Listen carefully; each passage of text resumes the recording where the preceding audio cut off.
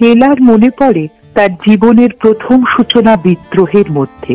তার মা মায়াময়ী বেহিসাবি মেজাজের অসংগত ঝাপটায় সংসারকে যখন তখন ক্ষুব্ধ করে তুলতেন, শাসন করতেন অন্যায় করে, সন্দেহ করতেন অকারণে।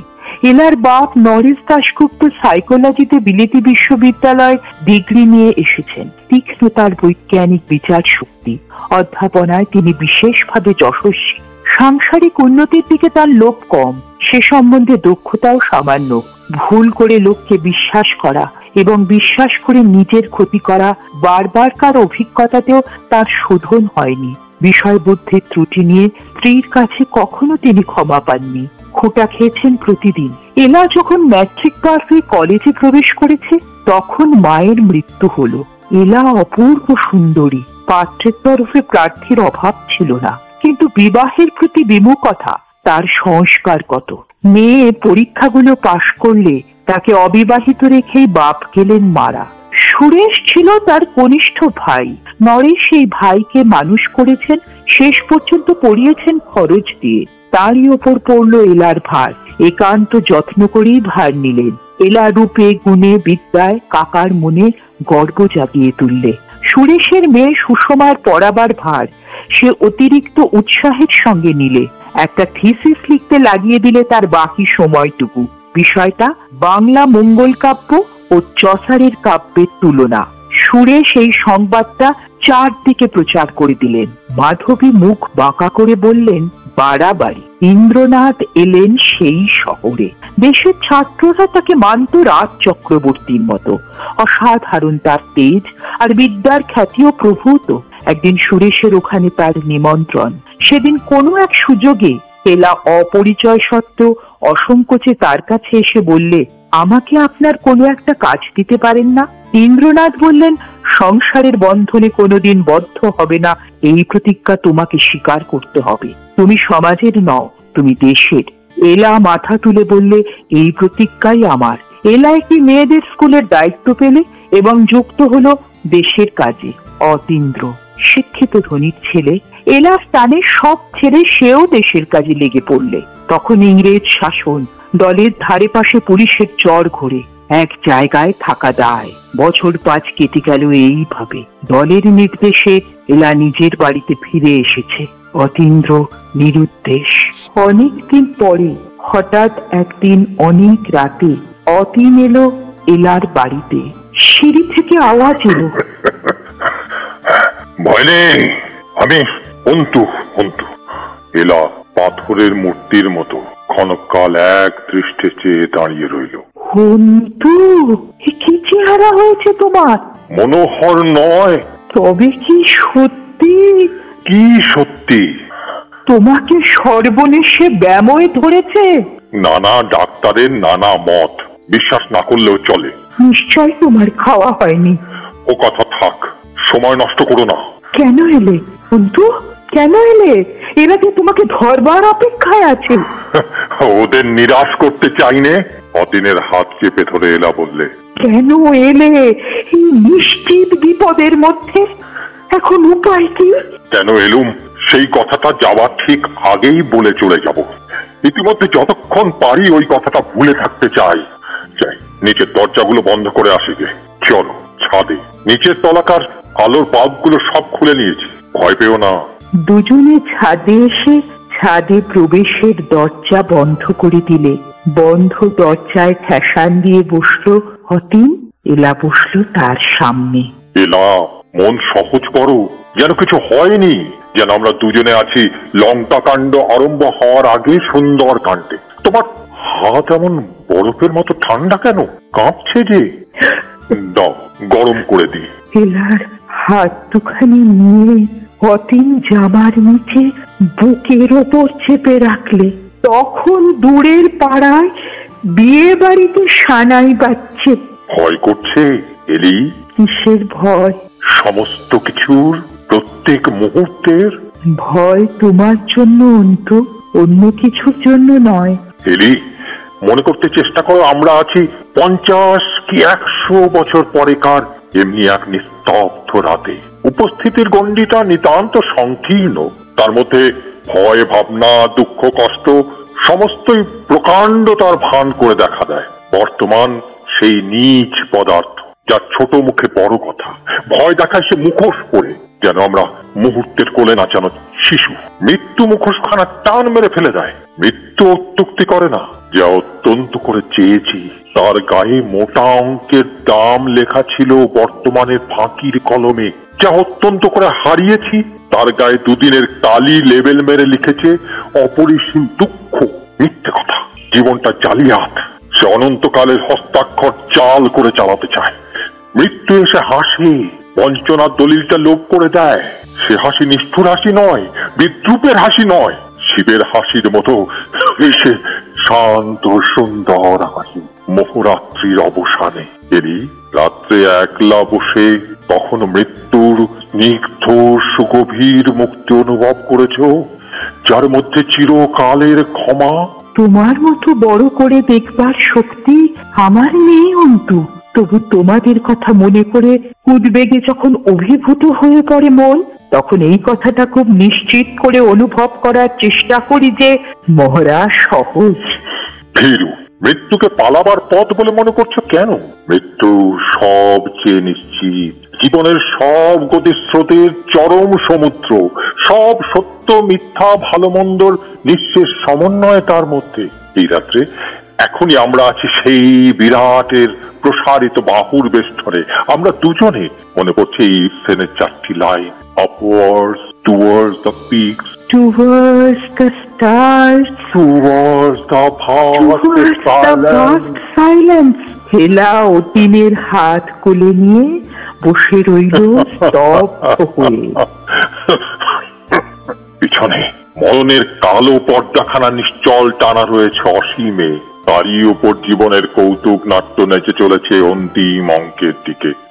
তারই একটা ছবি আজ দেখো চেয়ে। আর 3 বছর আগে এই ছাদের উপরে তুমি আমার জন্মদিনের উৎসব করেছিলে, মনে আছে? খুব মনে আছে। তোমার ভক্ত ছেলের দল সবাই এসেছিল। ভোজের আয়োজন ঘটা হয়নি। চিড়ে ভেজেছিলে, সঙ্গে ছিল কলাই শুটে সেদ্ধ, মরিচের গুঁড়ো ছিটানো, ডিমের বড়াও ছিল মনে হচ্ছে। সবাই মিলে খেলে কাড়াকাড়ি করে হঠাৎ মতিলাল পা ছুঁড়ে শুরু করলেন, আজ নবযুগে অতীন বাবুর নবজন্মের দিন। আমি লাফ দিয়ে উঠে তার মুখ চেপে ধরলাম, বললাম, বক্তৃতা যদি করো তবে তোমার পুরনো জন্মের দিনটা এখানেই কাবার। বটু বললে, ছি ছি অতীন বাবু, বক্তৃতার ভ্রূণ হত্যা। নবযুগ, নবজন্ম, মৃত্যু তরুণ প্রভৃতি ওদের বাঁধা বুলিগুলো শুনলে আমার লজ্জা করে। ওরা প্রাণপণ চেষ্টা করেছে আমার মনের উপর ওদের দলের তুলিগুলোতে, কিছুতেই রং ধরল না। কিন্তু নির্বোধ আমি ভেবেছিলাম তোমাকে মিলিয়ে নেব আমাদের সকল পদাতিকের সঙ্গে এক উর্তি পড়িয়ে। তাই আমাকে দেখিয়ে দেখিয়ে ওদের সঙ্গে ঘোরতর দিদিয়ানা করতে ভেবেছিলাম। আমার সংশোধনের পক্ষে কিছু ঈর্ষার প্রয়োজন আছে। স্নেহ, যত্ন, কুশল সম্ভাষণ, বিশেষ মন্ত্রণা, অনাবশ্যক উদ্বেগ, মণিহারির রঙিন সামগ্রীর মতো ওদের সামনে সাজিয়ে রেখেছিল তোমার পসরা। আজও তোমার করুণ প্রশ্ন কানে শুনতে পাচ্ছি, নন্দকুমার, তোমার চোখ মুখ লাল দেখছি কেন? বেচারা ভালো মানুষ, সত্যের অনুরোধে মাথা ধরা অস্বীকার করতে না করতে ছেঁড়া নাকড়ার জল পড়তে এসে উপস্থিত। আমি মুগ্ধ, তবু বুঝতুম এই অতি অমায়িক দিদিয়ানা তোমার ওই অতি পবিত্র ভারতবর্ষের বিশেষ ফরমায়ে, একেবারে আদর্শ স্বদেশী দিদিবৃত্তি। চুপ করো, চুপ করো অন্তু। অনেক বাজে জিনিসের বাহুল্য ছিল সেদিন তোমার মধ্যে, অনেক হাস্যকর ভয়, সে কথা তোমাকে মানতেই হবে। মানছি, মানছি, 100 বার মানছি। তুমি সে সমস্ত নিঃশেষে ঘুচিয়ে দিয়েছো, তবে আজ আবার অমন নিষ্ঠুর করে বলছো কেন? কোন মনস্তাপে বলছি শোনো। জীবিকা থেকে ভ্রষ্ট করেছো বলে সেদিন আমার কাছে মাপ চাইছিলে। যথার্থ জীবনের পথ থেকে ভ্রষ্ট হয়েছি, অথচ সেই সর্বনাশের পরিবর্তে যা দাবি করতে পারতুম তা মেটেনি। আমি ভেঙেছি আমার স্বভাবকে। কুসংস্কারে অন্ধ তুমি ভাঙতে পারলে না তোমার পণকে, যার মধ্যে সত্য ছিল না। সেজন্য মাপ চাওয়া কি বাহুল্য ছিল? জানি তুমি ভাবছো এতটা কি করে সম্ভব হলো। হ্যাঁ অন্তু, আমার বিষয় কিছুতেই যায় না। জানি নে আমার কি এমন শক্তি ছিল। তুমি কি করে জানবে? তোমাদের শক্তি তোমাদের নিজের নয়, ও মহামায়া, কি আশ্চর্য সুর তোমার কণ্ঠে! আমার মনের অসীম আকাশে ধ্বনির নিহারিকা সৃষ্টি করে। আর তোমার এই হাতখানি, ওই আঙ্গুলগুলি সত্য মিথ্যে সব কিছুর পরে পরশমণি ছুঁয়ে দিতে পারে। জানি না কি মোহের বেগে ধিক্কার দিতে দিতে নিয়েছে স্খলিত জীবনের অসম্মান। ইতিহাসে পড়েছে এমন বিপত্তির কথা, কিন্তু আমার মতো বুদ্ধি অভিমানের মধ্যে এটা যে ঘটতে পারে তখন তা ভাবতে পারতুম না। এবার জাল ছেড়বার সময় এলো, তাই আজ বলবো তোমাকে সত্য কথা, যত কঠোর হোক। বলো বলো, যা বলতে হয় বলো, দয়া করো না আমাকে। আমি নির্মম, নির্জীব, আমি মূঢ়। তোমাকে বোঝবার শক্তি আমার কোনো কালে ছিল না। অতুল্য যা, তাই এসেছিল হাত বাড়িয়ে আমার কাছে। অযোগ্য আমি, মূল্য দিইনি। বহু ভাগ্যের ধন চিরজন্মের মতো চলে গেল। এর চেয়ে শাস্তি যদি থাকে, দাও শাস্তি। শাস্তির কথা ক্ষমাই করবো আমি।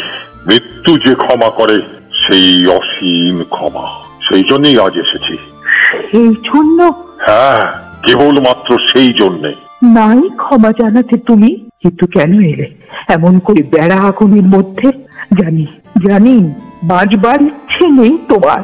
তা যদি হয় তাহলে কটা দিন কেবলমাত্র আমাকে দাও, দাও তোমার সেবা করবার শেষ অধিকার। পায়ে পড়ি তোমার। কি হবে সেবা?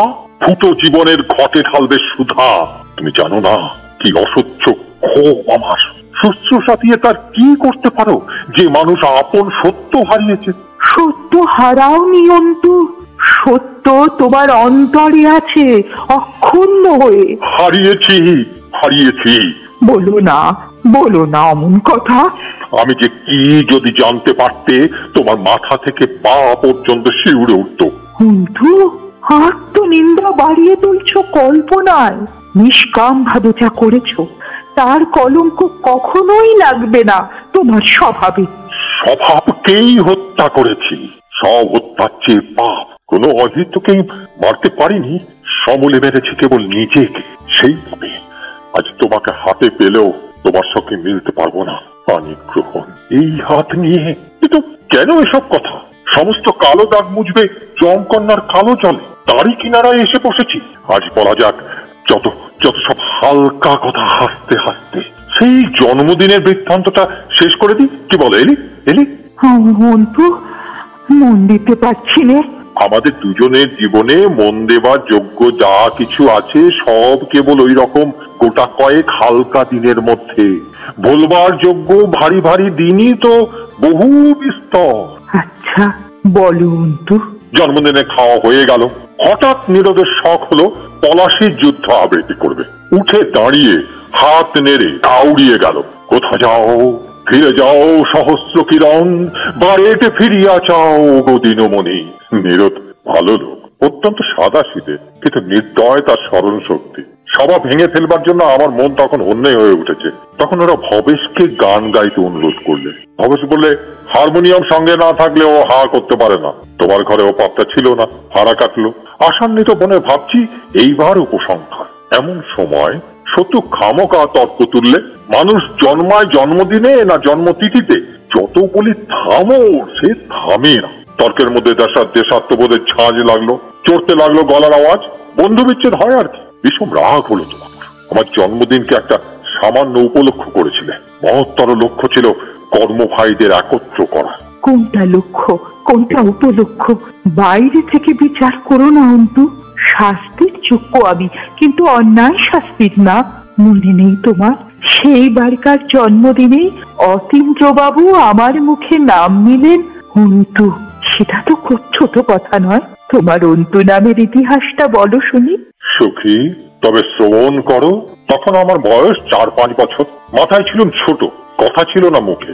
শুনেছি বোকার মতো ছিল চোখের চাহনি। জ্যাঠামশাই পশ্চিম থেকে এসে আমাকে প্রথম দেখলেন, কোলে তুলে নিয়ে বললেন, এই বালখিল্যটার নাম অতীন্দ্র রেখেছে কে? অতিশয়োক্তি অলঙ্কার, এর নাম দাও অনতীন্দ্র। সেই অনতি শব্দটা স্নেহের কণ্ঠে অন্তু হয়ে দাঁড়িয়েছে। তোমার কাছেও একদিন অতি হয়েছে অনতি, ইচ্ছে করে খুইয়েছে মান। হঠাৎ অতীন চমকে উঠে থেমে গেল। ভয়ের শব্দ শুনছি জানো? অখিল। বাড়িতে রান্নার ব্যবস্থা নেই। অদূরবর্তী দিশি রেস্তোরাঁ থেকে বরাদ্দ মতো খাবার দিয়ে যায়। অন্তু চলো খেতে। খাওয়ার কথা বলো না, না খেয়ে মরতে মানুষের অনেক দিন লাগে, নইলে ভারতবর্ষ টিকতো না। দুজনে ছাদের ওপর এসে বসলে, অতীন আবার শুরু করলে। সেদিনকার জন্মদিন চলতে লাগলে একটানা, কেউ নড়বার নাম করে না। আমি ঘন ঘন ঘড়ি দেখছি, ওটা একটা ইঙ্গিত রাত কানাদের কাছে। শেষকালে তোমাকে বললাম সকাল সকাল তোমার শুতে যাওয়া উচিত, এই সেদিন ইনফ্লুয়েঞ্জা থেকে উঠেছো। প্রশ্ন উঠলো কটা বেজেছে? উত্তর 10:30। সভা ভাঙবার দুটো একটা হাই তোলা গড়িমসি করা লক্ষণ দেখা গেল। পটু বললে বসে রইলেন কেন অতীন বাবু, চলুন একসঙ্গে যাওয়া যাক। কোথায়? না ম্যাথরদের বস্তিতে। হঠাৎ গিয়ে পড়ে ওদের মদ খাওয়া বন্ধ করতে হবে। সর্বশরীর জ্বলে উঠলো। বলুন মদ তো বন্ধ করবে, তার বদলে দেবে কি?